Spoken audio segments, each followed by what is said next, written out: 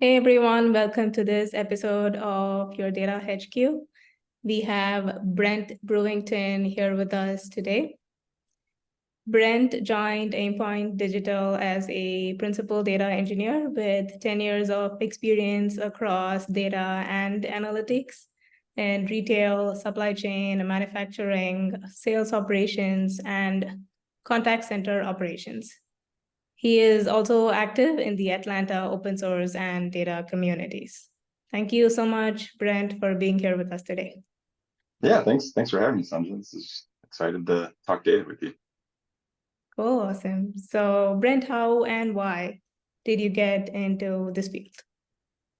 Yeah, so actually in college, I just studied physics teaching. I found myself enjoying kind of tutoring the guys on my floor in my dorm. So that I've always just been interested in kind of the math and science side of things. Took some programming, like a C programming class, which was really fun.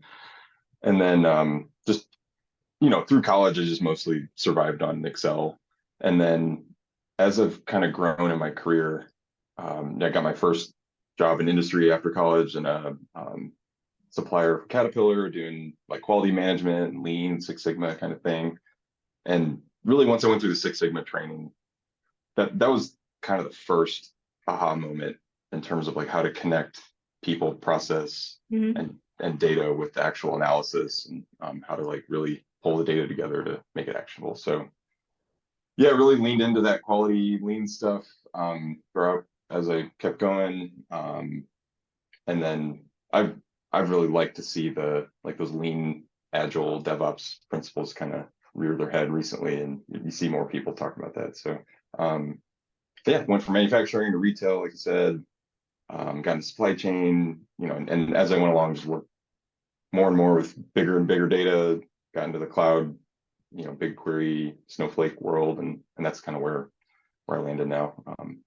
And you'll probably hear me blab about it a lot on here, but I'm really excited about kind of the Snowflake DBT combination. Those are some core tools I love. So Yeah, I like that combination too. Awesome. So, looks like you've had experience across, like different stages of various companies as well as different, tooling, solutioning with respect to data and analytics.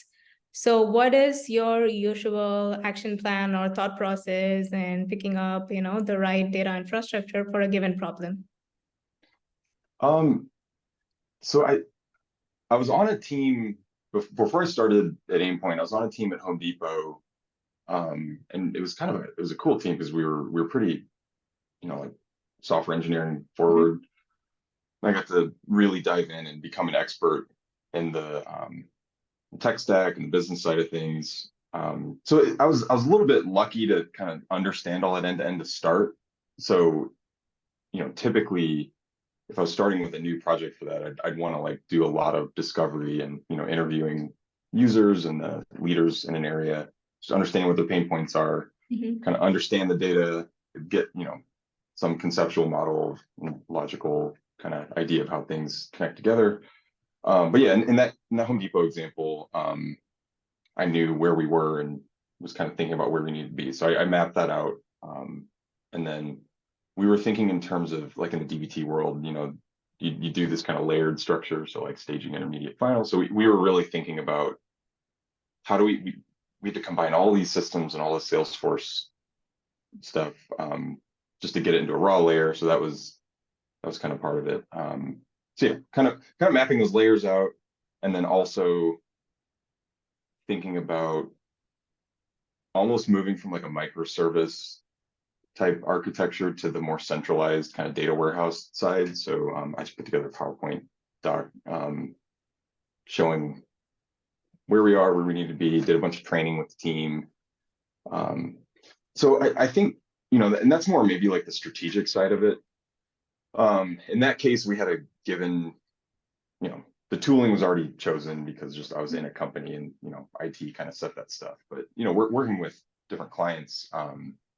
You might have, that might be another variable. So like, what given, I don't know if you've ever seen that Matt Turk's Mad Landscape. It's like machine learning, AI, and data. It's just this giant page of, anytime you have to like pick tooling, you have a lot of Yeah. options. So it's a good idea to like really clarify the problems you're solving with the infrastructure project, and then create some criteria around like how to whittle that giant list down into kind of a short list of tools, and then apply some different um, decision criteria for that. Right. So there's a lot of factors to consider, such as like how many people are on the data team, how many people is this tool supposed to serve? Based on that, it could be like a per user subscription or just like one major platform and then like, unlimited number of users on it. And also like Yeah, what exactly are you trying to accomplish using that, right? Kind of discussions. totally. And to add to that, I think it's really important to understand the team you're building for, and to make sure that whatever whatever plan or tools you put together, that they have the capability to maintain it and understand it, and like I mean we talk a lot about like bus factor. So like if somebody, well, maybe the more positive spin on it, if somebody misses their bus on the way to work, like if a person doesn't show up, and can other people cover for them? So like it's this idea of, can the team actually own that? And that's kind of an important consideration to make things stable. Yeah, correct. So just based on all of those considerations and like, the kind of projects you've helped with, what are some of your favorite tools and frameworks? So I mean, tech wise, like I said, DBT, Snowflake are kind of the big winners. I've worked a lot in BigQuery, um, and then I honestly like ChatGPT and Copilot are pretty fun to use for data problems, and writing code.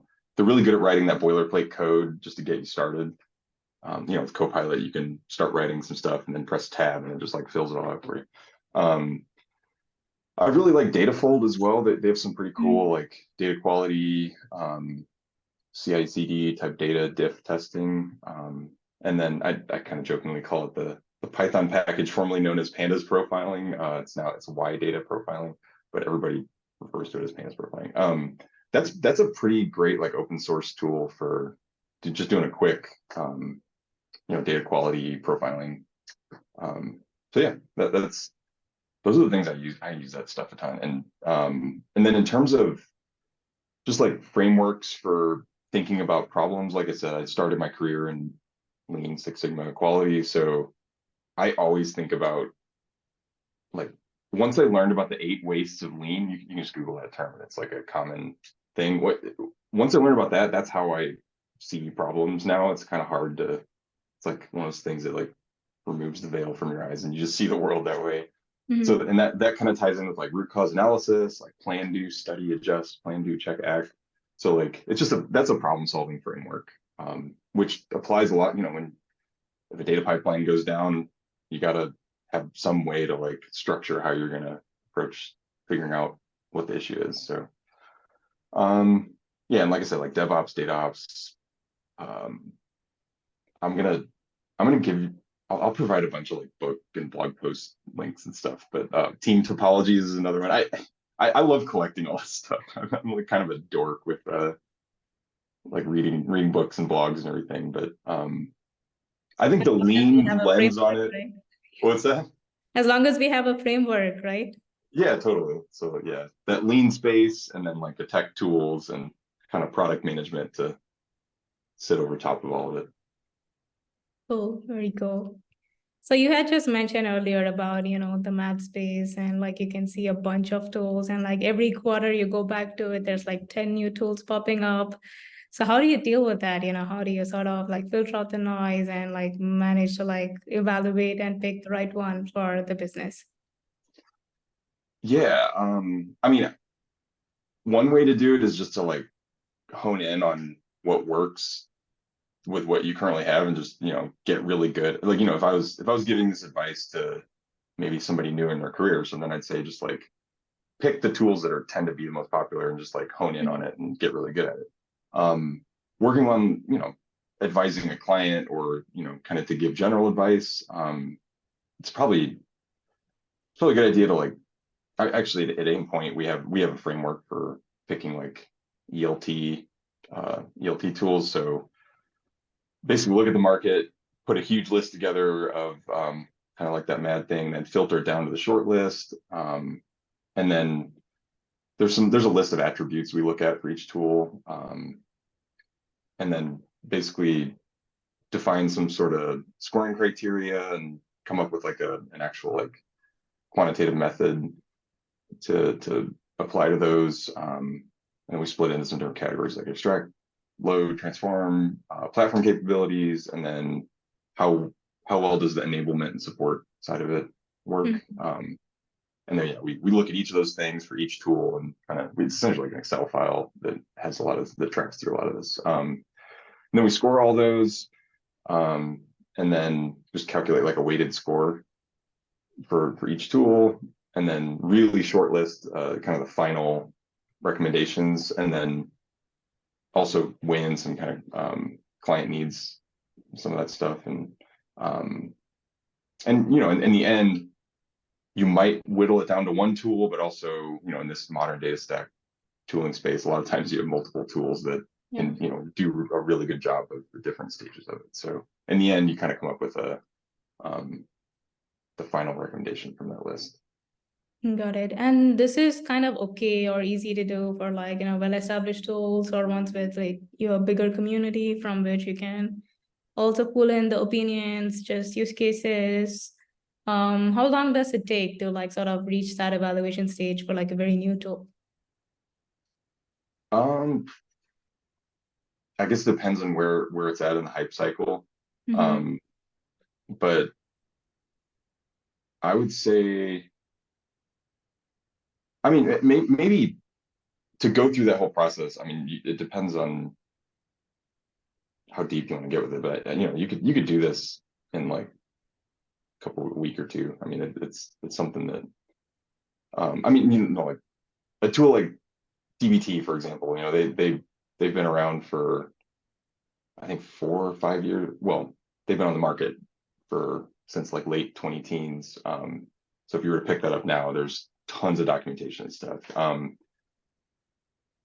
For something that's like brand new, you know, it might take some more research and trying it out and stuff. So I mean, that's one of the factors we use to kind of just see how mature it is in the space. I mean, I would say it's been kind of interesting to see Datafold kind of come into the conversation some more. Like I found them like, I don't know, a year and a half ago, and like I started seeing Gleb go on some different podcasts and stuff. So they're kind of rising up. So we're interested in plugging them in and stuff. So they're gonna enter that space. Cool. And what advice or pointers would you give to someone new in this field? Like yeah, but like I said before, just like, I mean, I was gonna say like lean into like tools that you know, but I mean learn Python. That's gonna take you really far. I used to be in the, like, I was really excited about using R. Like that's how I started. I went from Excel to VBA to R, then to Python and SQL. Yeah, tech wise, you're gonna need to know Python. And then get on LinkedIn, follow a bunch of like, just start searching for like some of these, you know, data terms and stuff. Find some people on there that talk about that. Follow them. There's tons of great content being put out there on LinkedIn, and just, you know, it's a good way to connect with people and do some networking. And then I think just to recommend some like actual resources, like I said, Python, go to automatetheboringstuff.com. That is the best Python tutorial I've ever seen. And then yeah, DBT's website, they have some really great documentation. Snowflake does too. They're like online courses.